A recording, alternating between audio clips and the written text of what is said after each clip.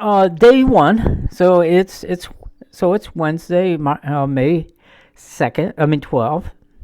Okay, and the flight out of Detroit's at 8:20, and we land in San Diego at 10:15. So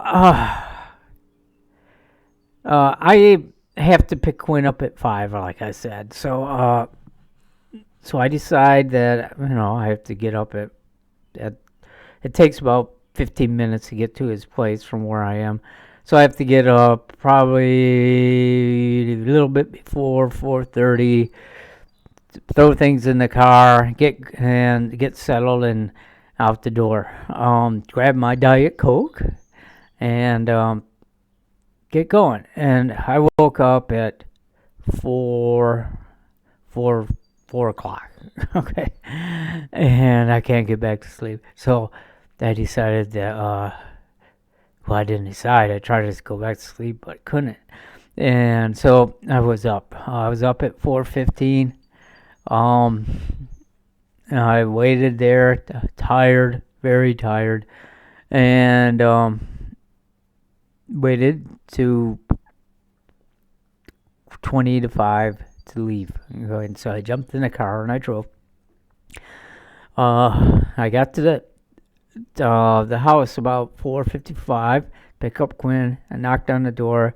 His mother's at the door, and she's looking in her pajamas, and she's looking kind of tired herself.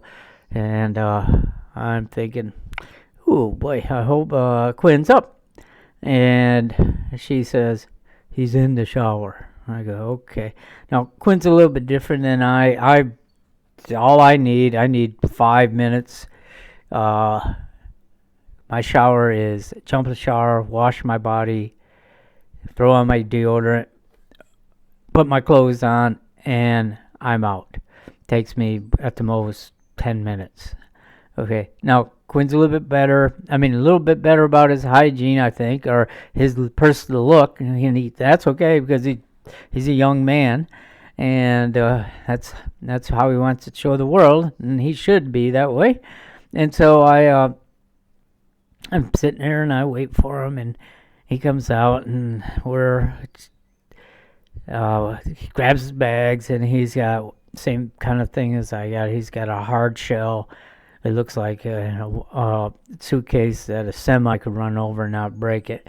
Mine is this silly little cloth thing, and he's got a little backpack, which is a good idea, and he's got this tiny little laptop. That's cool.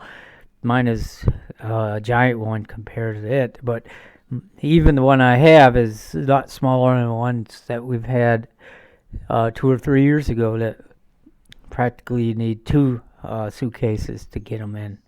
And so we hopped in the car. We got going about 10 after 5, 15 after 5, and we drove up the highway 275, and we got to the airport.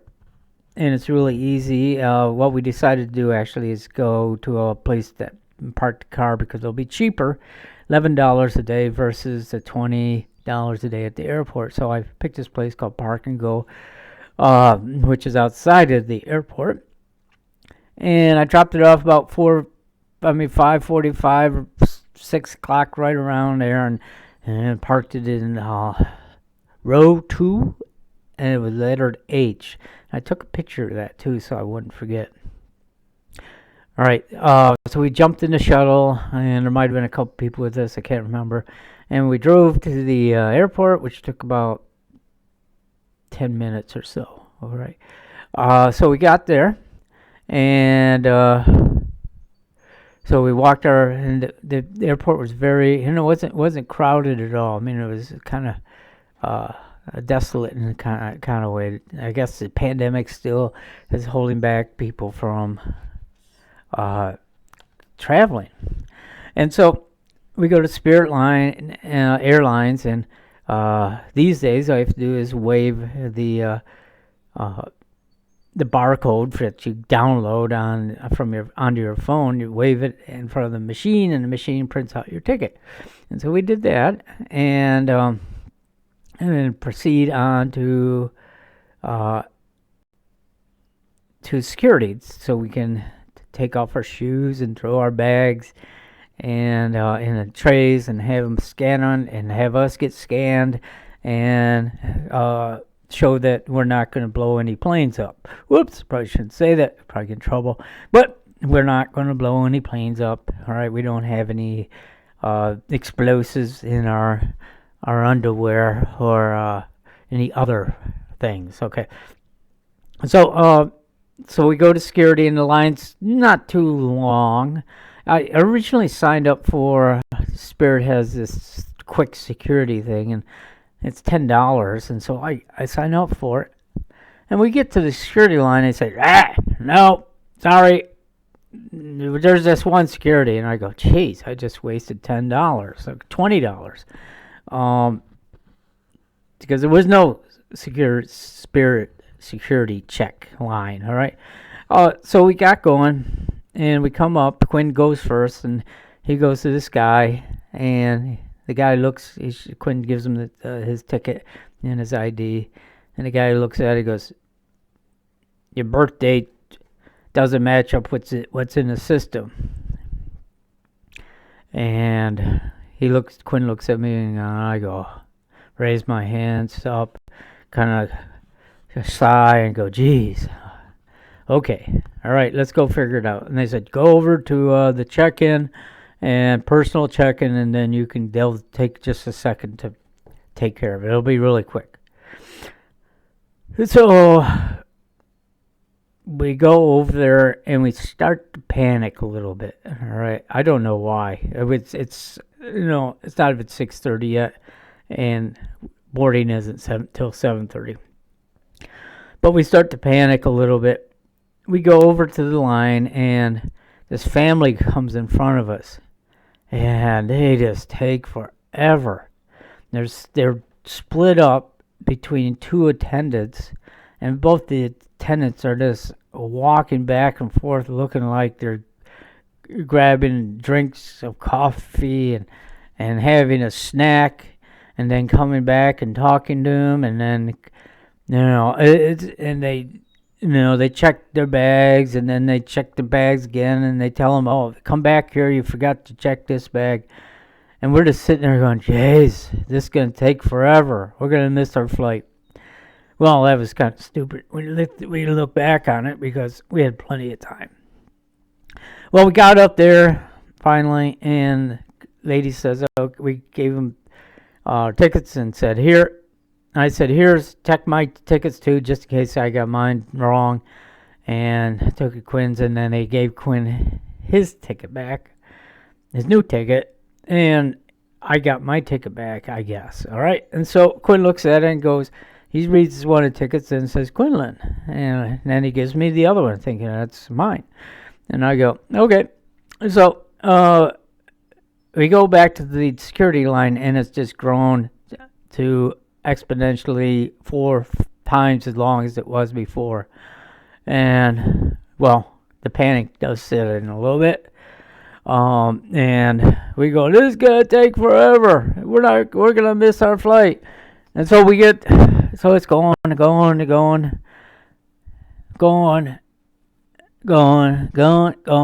then finally we get up to the security, and it's a different one this time. And they look at it and go, "You're fine." All right. So we go through it, take our shoes off, throw our stuff in bags, and get rolling.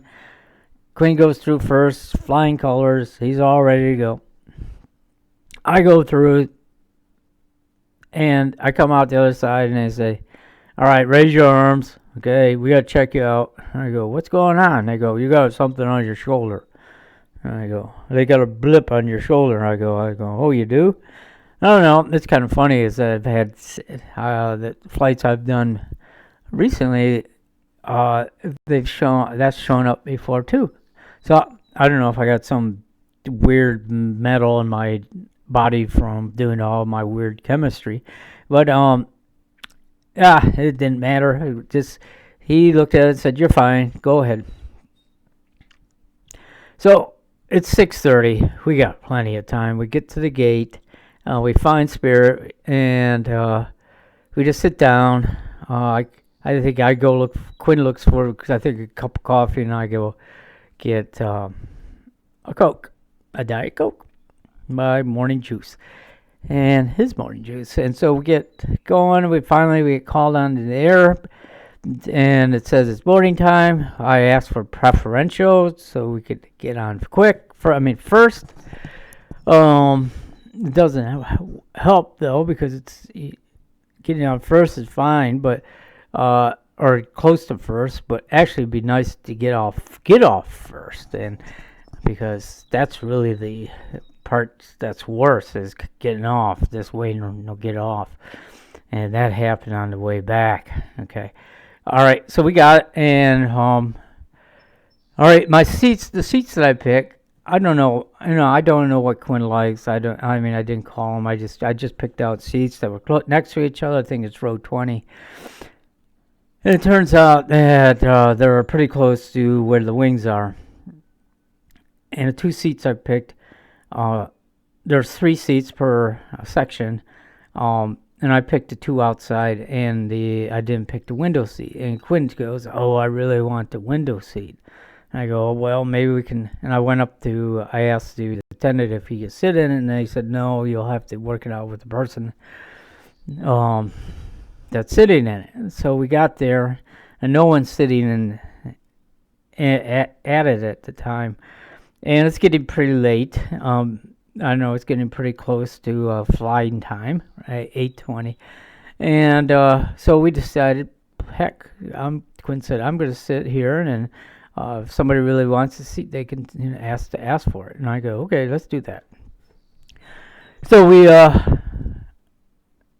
got situated. He sat by the window, and I sat next to him. And then we're just sitting there about 10 minutes before the flight is going, 5 minutes, and this woman comes walking up really fast, and she's kind of skinny-ish lady, and with kind of a grayish wig. She's not old. I mean, I don't know. To me, she looks like. I mean, she had a face mask, and can't see her face, but I would say maybe 40, and she had this gray wig. It had kind of a I don't know, like I don't know what kind of it's, but it's a straight across haircut. Anyways, and she gets down, and I go hello, and she just kind of looks the other way, and she kind of covers her up her face, and I go, okay, well, all right, that's okay. Don't need to be friendly. So we get off, the flight gets going, and we're flying off, and we get going, and it's a 5-hour flight. Ugh, okay, and the seats aren't very comfortable. The seats in Spirit Airlines, there's nothing wrong. I mean, it's not like riding a bus and with a bunch of animals, okay, or in the back of a pickup truck or a hay wagon. It's good. Etc. But the seats are a little strange. They're like all metal, which is the real minimalist, I should say. Okay, kind of thin metal with kind of thin seats. It almost looks like they're chairs that you would have at a high school gym. That you have to fold and unfold. To watch a concert or whatever. And it looks like you almost were supposed to bring your own chairs. Okay, so we're sitting in these chairs, and it's not very comfortable. I'm trying to listen to a ebook, the latest book by Malcolm Gladwell called The Bomber Mafia. And I don't know what Quinn's doing. He's just trying to be comfortable and trying to just wait for this trip to get done. And it's 5 hours. Now, it's kind of interesting. So it's 3-hour difference between Detroit and San Diego. So on the way out, so it's a 5-hour flight, but we lose 3 hours. Okay, well, I guess gain 3 hours. And so it's only going to appear to be 2 hours. So instead of getting there at 1 o'clock, we get there at at 10. and 10:30. So it gives us plenty of time for the day. Right now, so the flight's going okay. Then I look it over the lady next to me, and I notice she starts sniffling, and snot and being really snotty, sniffling lady, and I realized that she's probably sick. Okay, and she's sniffling and hacking and coughing, and I go, "Geez, did anybody notice this lady? Maybe they should have kept her off the plane." I could see why she's got to wrap their face up, because she probably didn't want to show that she was sick. All right, and at that point, I decided I'd put another mask on and another mask. So I had 3 masks on, and I was moving away as far as I could from her, because whatever she had, I did not want to get, and I was. My hands were far away from her, and I was like moving, and I to talk to Quinn. This lady, she went out to the bathroom. I go, listen, when she gets off, we need to go. When we get off, we need to get to the bathroom as soon as we get there, and to wash our whole bodies. So that we can be clean of this, whatever this lady's carrying. All right, and that's really started getting bad the last hour of the flight. All right, so we get finally we're coming into San Diego, and the flight's decent, and there's no turbulence, and we saw beautiful, when we go over the mountains of Colorado, and the deserts and the canyons that you see, in books and so forth. They were really prominent. I imagine it looked like we went over the Grand Canyon. It was really cool, and we could see giant deserts and big mountains. It was really cool to see that from the plane. Okay, so we're coming into San Diego. It's pretty much on time, but it's about 10 o'clock. And we come in and we land. Okay, and we sit there and we wait, and we're not too far. We're about halfway back, so it's not going to take too long to get off the plane. But one of the things about it is that as soon as they said, okay, once they got the door open, the lady next to us just flew out, which we just go, whew, thank goodness. And she flew out, and then we felt safe from her disease that she was carrying. We got our bags, and we got away, and we got out to San Diego. And here we are in San Diego. And I had always had heard that it never rains in Southern California, and it's always sunny.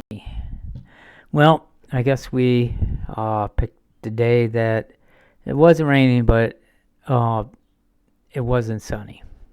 And we were waiting for it to get sunny, but it never did. And I'll talk about that more. So let's go on with day 1 and what happened next.